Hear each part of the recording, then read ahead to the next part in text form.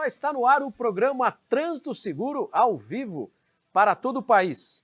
A gente está no Facebook, estamos aí no canal 3 da NET Guarulhos, canal 508 da Vivo, também para a cidade de Guarulhos. Se você quiser assistir pelo site da TV Guarulhos, tvguarulhos3.com.br. Hoje, como a gente divulgou durante a semana, nós recebemos aqui para participar de uma entrevista, de um bate-papo conosco, o presidente da Federação Nacional das Autoescolas, a FENEAUTO. Ele também é presidente da Sindauto SP, que é o Sindicato das Autoescolas de São Paulo, Magnelso Carlos de Souza. Magnelso, obrigado por você ter aceito o convite para a gente falar de trânsito nessa cidade, nesse país. Falar de trânsito não é tão fácil. Eu que agradeço, Alessandro, agradeço o convite, parabenizo o programa Trânsito Seguro, sem dúvida nenhuma referência hoje a nível nacional, e dou também as boas-vindas a todos os nossos ouvintes, os nossos telespectadores, todos aqueles que acompanham todas as mídias sociais. Ótimo. Bom, nós anunciamos, né, que até divulgamos que a gente ia abrir para perguntas para o presidente, pessoal que trabalha, o público de autoescola, os instrutores, profissionais, diretor de ensino, diretor-geral, até mesmo o motorista, né, o condutor, aquele que ainda não é habilitado, se quiser tirar alguma dúvida com relação ao processo de habilitação, como é que funciona isso, pode mandar, pode ser através do WhatsApp do DDD 011 94253 8598. Vou repetir, 011 94253 8598. Se você está assistindo o programa pelo Facebook, você pode mandar pelo meu Facebook também, né? facebook.com/Alessandro Ferro. Você manda lá no privativo, pelo Messenger, e aí a gente vai entrar aqui e vai responder a sua pergunta.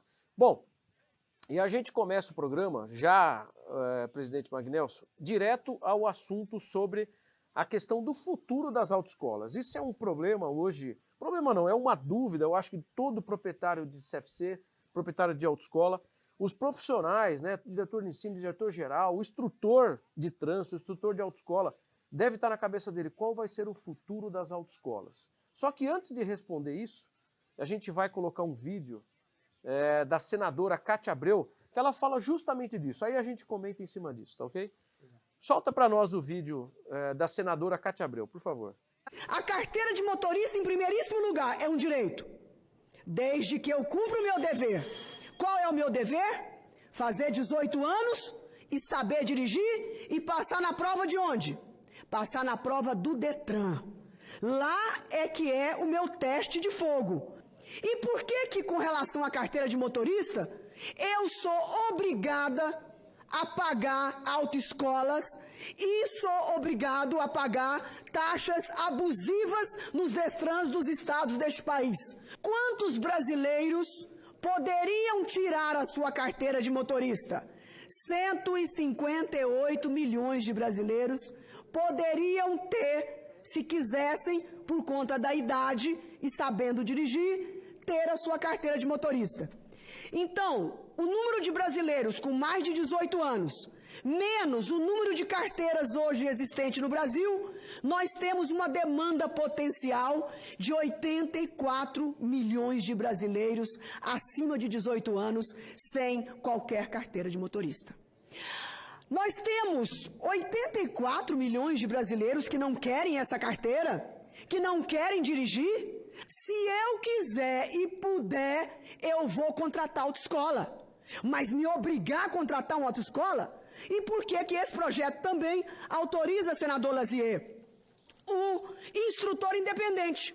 Vamos imaginar que eu, Cátia, quero ser instrutor independente, preciso ter 25 anos, 3 anos de direção e vou me credenciar no Detran, me dá minha carteira aí. Eu quero ensinar meus primos, meus sobrinhos, meus netos, meus filhos, eu vou ser instrutora deles.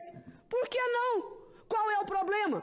CNH gratuita para todos os brasileiros, que é um direito que cada um tem. E autoescola não obrigatória. Eu vou fazer autoescola se eu quiser. Então tá, esse vídeo é recente da senadora Cátia Abreu. Ela está propondo aí para que para o autoescola, quem for se habilitar, né, tirar a primeira habilitação, que não seja obrigado a fazer o curso presencial lá. Bom, a gente já tem, né, alguns cursos em formato EAD, a própria reciclagem do motorista suspenso hoje no país, não é isso, presidente Magnelson? Ela é feita de forma à distância. Então, qual que é hoje a posição da FENEALTO, do sindicato, enfim, com relação a essa proposta? Primeiro temos que responder essa manifestação da senadora Cátia Abreu, a qual nós já pudemos estar em Brasília, no gabinete dela, tivemos uma reunião com o chefe de gabinete dela, até no sentido de entender melhor qual é a propositura da senadora. Mas eu lamento profundamente que essa manifestação venha de uma senadora da República, né? Primeiro, ela está equivocada e comete um erro crasso ao afirmar que a carteira de habilitação é um direito do cidadão. Não é um direito do cidadão. Né? Então, ela já está equivocada nesse ponto. E o que mais nos preocupa é que a região norte e nordeste, inclusive que está o estado dela, tem uma questão do assistencialismo.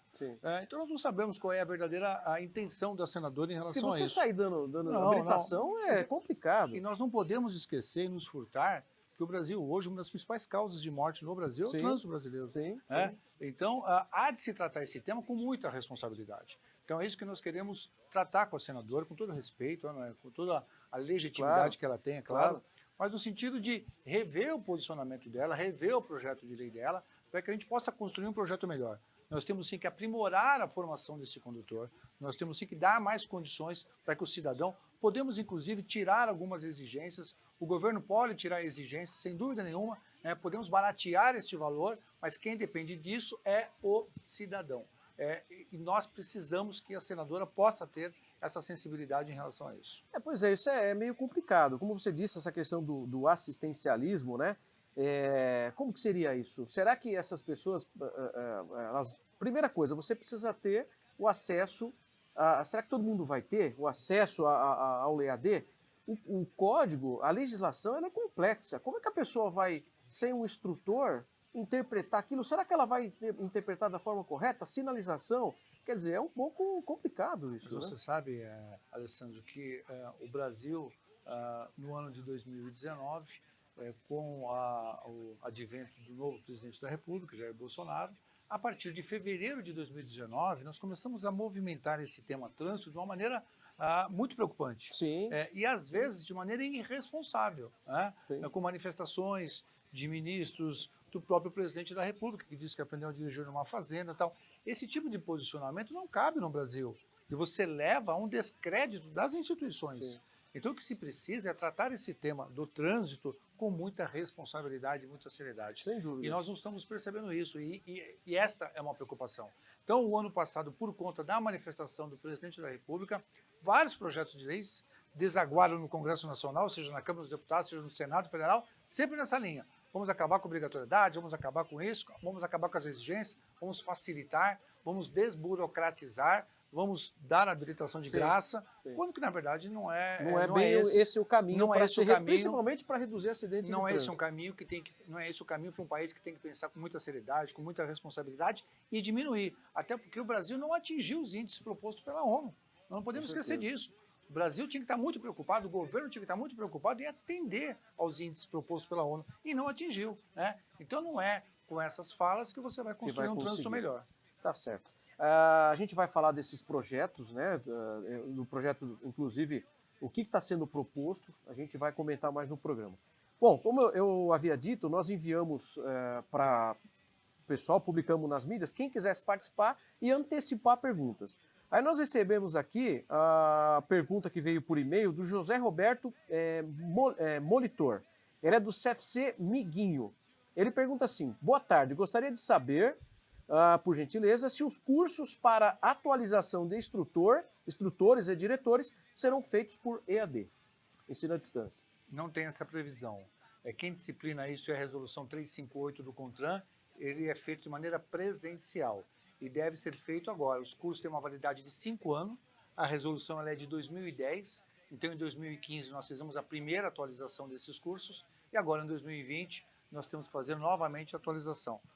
Você, instrutor, diretor, examinador, deve observar na sua credencial que tem ali a data de vencimento do curso de atualização. Então, que começa a vencer a partir de agora, a partir de 2020. Então essa hipótese de EAD está descartada, não tem nem projeto rodando para isso. Até porque o curso o curso de atualização é um curso de 20 horas. Sim. Você fazer esse curso no formato EAD, de ensino à distância, seria, né? Aliás, nós enviamos um ofício ao Detran São Paulo, Alessandro, e eu acho que esse tema é muito importante, até porque se perde uma oportunidade de você atualizar esses profissionais. Sim. Há uma atualização constante da legislação brasileira, há uma atualização dos veículos. Hoje se discute muito a questão do celular ao volante, da embriaguez. Há uma série de coisas que os instrutores, diretores precisam estar melhor atualizados. Sim, e nós temos que aproveitar este momento para qualificar melhor esses profissionais. Qual que é a posição hoje tanto da Federação Nacional quanto do sindicato?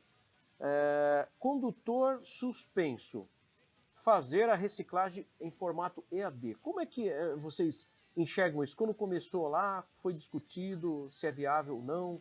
Olha, isso começou com a Resolução 68, ela é de 2004, Sim. Lá que disciplinou a questão do curso, tanto de atualização por ocasião da renovação da habilitação e do curso de reciclagem. Nós sempre nos posicionamos de maneira muito clara. Esse curso deveria ser feito de maneira presencial, Concordo. em sala de aula, porque é lá que você vai rever o comportamento desse condutor infrator. Sim. Né? Não é através do ensino à distância, em hipótese nenhuma, até Sim. porque nós não temos nenhuma garantia que esse condutor infrator está fazendo o curso. Se não é o filho, se não é a filha que está fazendo. Então, o condutor de reciclagem deveria, o nosso posicionamento sempre foi muito claro, presencial, em sala de aula, para debater, para rever o seu comportamento à frente do trânsito. Numa ocasião, Semana do Trânsito, eu estava num evento em São Paulo, e eu não vou citar o nome, foi diretor do Detran, e aí eu questionei, falei, poxa, o Detran aderiu à reciclagem EAD? Ele falou, então, o problema é demanda, assim a gente atende mais gente. Eu falei, mas e a segurança no trânsito? Então eu acho perigoso, eu acho que o curso presencial é o que você disse.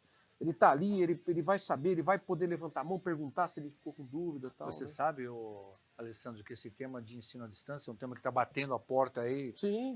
Isso vem crescendo no Brasil, sem dúvida Inclusive nenhuma. Curso superior, né? É inquestionável, nós temos que reconhecer, isso vai acabar acontecendo no Brasil. Mas hoje, na legislação brasileira de trânsito, nós temos previsão de alguns cursos na modalidade de ensino à distância. Então, de atualização, por ocasião da renovação, que não tem mais, né? Diminuiu muito. Nós temos o de reciclagem, temos o preventivo de reciclagem. Sim. E temos os cursos especializados, Sim. que também é um absurdo no nosso entendimento, você poder fazer 100% no formato de ensino à distância. O transporte coletivo de transporte coletivo, como é que você vai tratar disso? Transporte de produtos perigosos. Não, você olha lá um... Né? Na pior das hipóteses, o que nós entendemos é que isso poderia ser feito um semipresencial, uma parte presencial, outra à distância, mas não 100% no formato de ensino à distância. Sim. É um profundo equívoco. Pois é, concordo. Bom, a gente vai fazer nosso intervalo, não sai daí, rapidinho a gente já volta com o programa Transseguro.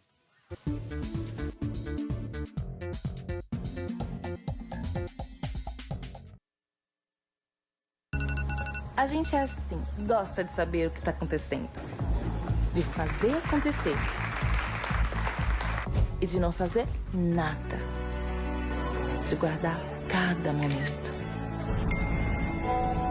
E claro, compartilhar com quem você gosta. A gente sabe que usar o celular dirigindo é muito perigoso, mas acaba se arriscando. Até que um dia, você sabe. A gente sabe o que tem que ser feito no trânsito. Basta fazer. A gente é assim. Chega uma hora que quer mais é aproveitar o que já conquistou.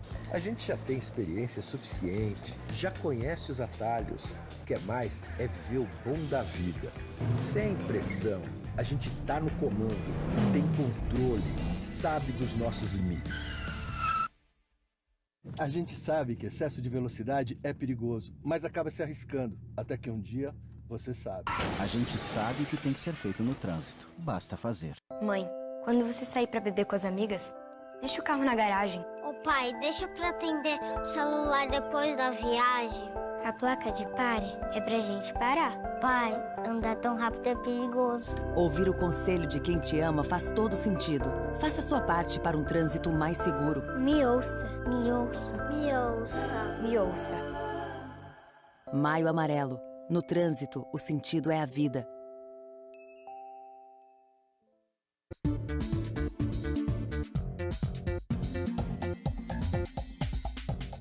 Estamos de volta com o programa Trânsito Seguro e hoje a gente conta com a participação do Magnelso Carlos de Souza, ele que é presidente da Federação Nacional das Autoescolas, a FENEAUTO. também é presidente da Sindalta SP, que é o Sindicato das Autoescolas de São Paulo.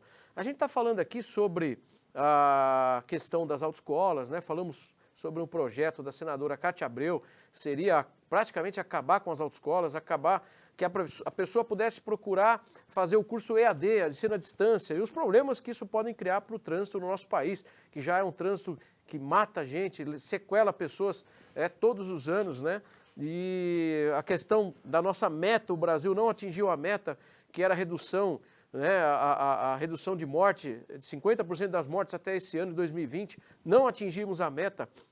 Imagine só se a gente sair distribuindo habilitação aí, né, para as pessoas poder dirigir mal preparadas, isso é complicado. Bom, presidente, a gente tem, continuando aqui a pergunta ainda do CFC Miguinho, lá do José Roberto, ele diz assim, no final do ano passado, o senhor declarou que verificaria a situação de vários diretores de autoescola, né, que não possuem o curso superior, mas que estão há muito tempo na função. Existem casos de até 30 anos. Também se o curso de diretor-geral seria abolido. Estamos esperando por esta solução. Obrigado, José Roberto Molitor. São duas questões. A primeira questão em relação ao nível superior para diretores e examinadores. Essa é uma determinação da Resolução 358 e foi dado um prazo. Nós já conseguimos uma prorrogação de 5 anos desse prazo. Certo. Ele é a resolução de 2010, era para 2015, nós conseguimos mais 5 anos e vence esse prazo agora em agosto de 2020. Nós estamos em tratativas com o Denatran, com o CONTRAN, e nós estamos propondo que seja feito a mesma situação que foi feita pelos instrutores de trânsito. O instrutor tem uma lei, a 12.302, que reconhece a atividade de instrutor de trânsito. E lá, na vigência da lei, ele preservou todos aqueles que estavam devidamente credenciados junto aos órgãos de trânsito. Então, a propositura para os diretores é que aqueles que estavam credenciados em 2010 junto aos DETRANS, junto aos departamentos de trânsito, estão preservados, direito independente garantido. da escolaridade. Direito garantido, independente da escolaridade dele. E de lá para cá, Alessandro, todo diretor precisa ter nível superior. Sim. Então nós já estamos tendo uma renovação natural do nosso corpo docente, né? E que para nós é extremamente importante. Inclusive tem casos de amigos meus, diretores de autoescola, que foram fazer o curso superior para poder... Sem dúvida. Então, esse é um grande problema que nós, enquanto entidades... Queriam assumir, na verdade, a função. Nós, enquanto entidades representativas, nós acabamos apanhando por fazer e por não fazer. Pois é, isso é natural. Nós temos que pedir a prorrogação, mas muitos acreditam e vão fazer o curso de atualização. E depois nós pedimos uma nova prorrogação. E aqueles que fizeram falaram, poxa, nós acreditamos, cumprimos e agora eu fico aqui com a cara de bobo. Na verdade, é difícil a gente agradar a todos, né? Exatamente. Mas a propositura da Federação Nacional já enviou ofício ao Denatran, ao CONTRAN, porque o prazo termina agora em agosto. Certo. É respeitar aqueles que estavam devidamente credenciados quando entrou em vigência a 358. Manter o direito daqueles que estavam devidamente credenciados junto aos seus DETRANs. E a última pergunta dele, em relação à exigência de diretor-geral, hoje a legislação determina que uma autoescola, um centro de formação de condutores, ele precisa ter no mínimo 2 diretores, um geral, um de ensino e 2 instrutores, certo? É uma determinação legal.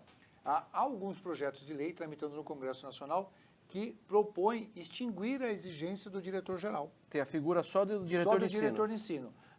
Esses projetos estão tramitando, são projetos que vão levar alguns anos, então nós não temos ainda uma perspectiva que isso possa ocorrer com muita rapidez, não. Então, não significa que o diretor-geral entrar em pânico, vou perder emprego, não. Nada. Mantém-se a figura do diretor-geral e do diretor de ensino. Magnelson, tem a participação aqui do Janilson, ele é do Rio Grande do Norte. Boa tarde, esse projeto sendo aprovado, fim das aulas obrigatórias, quais vantagens e desvantagens? Janilson, instrutor de trânsito do Rio Grande do Norte. Olha, primeiro, Janilson, dificilmente esse projeto vai avançar. A senadora apresentou esse projeto, a senadora Cátia Abreu apresentou esse projeto em dezembro de 2019, está aguardando a designação do relator, fato este que ainda não foi designado nenhum relator para esse projeto, e nós estamos acompanhando, até para poder debater com esse relator e tentar fazer uma alteração nesse projeto de lei. Provavelmente não prospere, né? Não, é muito difícil que isso prospere. E quando você pergunta quais os benefícios disso, nenhum. Pelo contrário, é um desserviço.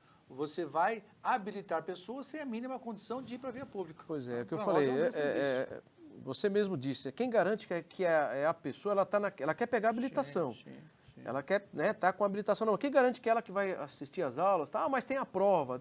E outra, é meio complicado. Em vários estados, e por isso que eu falo que é uma predominância do Norte e Nordeste, há ações, há programas sociais, CNH social, que atende o público carente, que atende uma determinada camada da sociedade. Então, essas ações, os governos estaduais estão fazendo. Agora, o que a senadora está propondo é algo nacional, é banalizar aquilo que vem funcionando no Brasil. Agora uma pergunta minha. Com relação à preparação do condutor, como eu te disse antes da gente começar o programa, eu atuei como instrutor de trânsito, preparando profissionais de instrutores. E eu percebo até hoje, a carga horária de determinadas matérias. Por exemplo, legislação de trânsito. No processo de primeira habilitação, 18 horas aulas, eu entendo que é muito pouco, porque é dali que você vai aprender regra de circulação, as infrações de trânsito. Tem algum trabalho sendo feito com relação a isso ou não? Olha, na verdade, isso para nós é um problema crônico, né? Nós, enquanto Câmara Temática, que são órgãos de assessoramento do CONTRAN, devidamente previsto, tem previsão no CTB, no Código de Trânsito Brasileiro, nós trabalhamos por quase 4 anos construindo uma resolução para alterar a Resolução 68, até porque ela é de 2004, né? Sim. Então precisaria ter uma renovação, uma atualização. E foi construída uma resolução que é a 726. Essa resolução, ela passou por 5 audiências públicas, ela levou à exaustão o debate e a discussão com todos os envolvidos. E lá propunha realmente a alteração da carga horária, no sentido de aumentar a carga horária, no sentido de qualificar melhor esse futuro condutor. Lamentavelmente, essa resolução foi colocada alguns jabutis dentro dela. Talvez custo, aumentar o custo da habilitação. E por conta disso, ela foi revogada 20 dias depois que ela entrou em vigência, né? Para nós foi uma grande perca, porque você ia qualificar e muito esse futuro condutor. Então, nós entendemos, sim, a necessidade de uma revisão da carga horária, né? Até porque as autoescolas têm que assumir o seu verdadeiro papel de serem entidades de ensino. Sem dúvida. E nós não podemos misturar educação de trânsito com formação de condutores. São coisas distintas. Educação de trânsito é no ensino fundamental, médio, superior, é na família, é no seu ambiente de convívio, é ali. Educação de trânsito. Formação de condutores é algo técnico, é outra questão. Que tenha uma estrutura adequada para isso. É você preparar esse condutor para ele ir para a via pública. Sem dúvida, sem dúvida. Outra pergunta. A questão da posição da FENEALTO quanto às aulas noturnas. Isso é um problema também, né? O instrutor, o CFC não quer às vezes ficar aberto, tem a questão do risco, o instrutor fica com medo, pode ser assaltado, pode ser roubado, mas as aulas noturnas elas são importantes, porque nós temos, são condições diferentes, né? Olha, sem dúvida nenhuma, a aprendizagem noturna, ela representa uma condição adversa. Sim. Nós temos várias condições adversas. Adversa quer dizer o quê? Adversário ao condutor, ao motorista. Está claro isso, né? Chuva é uma, neblina é a outra, pista, tem uma série de condições adversas. E a noturna é uma das mais importantes para o motorista. Isso envolve visibilidade, o reflexo, tudo muda, porque né? Nós tentamos, Alessandro, por diversas vezes derrubar essa obrigatoriedade. E toda vez que ia para o CONTRAN, esse debate, a PRF, a Polícia Rodoviária Federal, vinha com estatísticas que apontavam o seguinte: nas rodovias brasileiras, o maior índice de acidentes nas rodovias ocorre no momento de lusco-fusco, término do dia transição, né? E início da noite. É nesse momento que ocorre o maior número de acidentes nas rodovias brasileiras. Por conta disso, se faz necessário aprimorar a formação desse condutor nesse período, né? Por conta disso, veio uma legislação federal, aliás, um deputado de São Paulo propôs, a lei foi sancionada pelo presidente e tornou obrigatório que uma parte da aprendizagem fosse no período noturno. No primeiro momento, tinha um excesso, né, que era 4 aulas e que realmente criava uma instabilidade para as empresas, por vários aspectos, de segurança pública e uma série de outros fatores. Depois houve uma diminuição disso e hoje há necessidade de 1 hora aula noturna, no período noturno. Então, eu acho que é extremamente importante para que esse futuro condutor possa conviver, possa manusear o veículo nesta condição adversa que é a noite. E o simulador não substitui a aula noturna? O simulador hoje ele tem uma previsão facultativa, ele pode substituir até 5 aulas, Então, hoje nós temos uma obrigatoriedade de 20 horas aulas para o futuro condutor. Das 20, 5 ele pode fazer facultativamente no simulador e substituir as 20 obrigatórias, 5. E essas 5 não substituem a noturna. Ok. Bom, a gente já está chegando no final do programa, quase, né? O Lucas, quanto tempo, Lucas, de programa ainda? Vamos ver se dá tempo, 3 minutos, tá? Presidente Magnelso, com relação ao projeto de lei que trata de várias alterações no Código de Trânsito, eu separei algumas aqui. A questão do artigo 147, a proposta de alterar, né, o artigo 147, passando aí o exame de aptidão física e mental será preliminar e renovável. Inciso 1, né, do parágrafo 2º do artigo 147. A cada 5 anos, para pessoas com idade superior a 65 anos, que hoje é de 3 anos, né? Sim.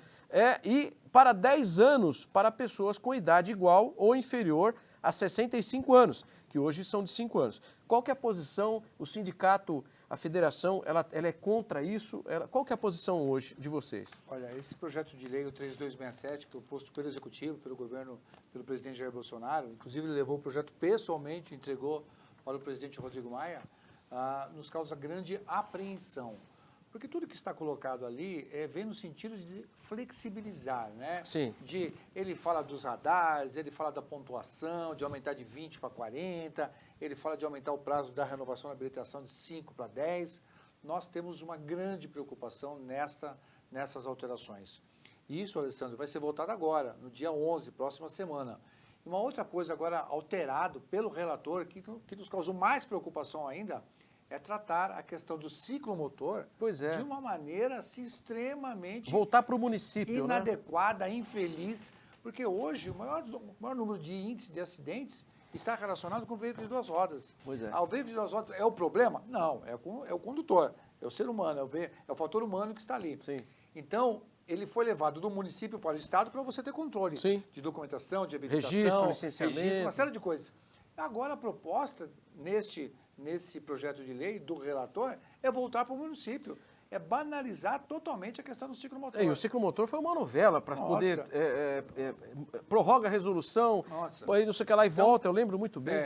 Isso nos preocupa, esperamos que o Congresso possa ter altivez, possa ter responsabilidade suficiente para não deixar que esse tipo de coisa possa comprometer aquilo que já está comprometido, que é o índice de mortes e sequelados no trânsito brasileiro. Com certeza. Bom, a gente já subiu a bandeira de encerrar o programa. Mais uma vez agradeço em nome do programa Transseguro a participação, lembrando que as portas estão abertas, quando quiser trazer uma pauta aqui, tanto a FENEALTO quanto a Sindalta SP, estamos à disposição, o programa está à disposição do sindicato. Olha, eu que agradeço a você, Alessandro Ferro, ao programa Trânsito Seguro, para nós é uma grande honra estar participando, queremos estar juntos sim em outras oportunidades, até para ter esse bate-bola, e dizer que as autoescolas do Brasil, hoje somos aproximadamente 14 mil autoescolas, geramos mais de 112 mil empregos diretos, temos mais de 28 mil salas de aulas no Brasil, né?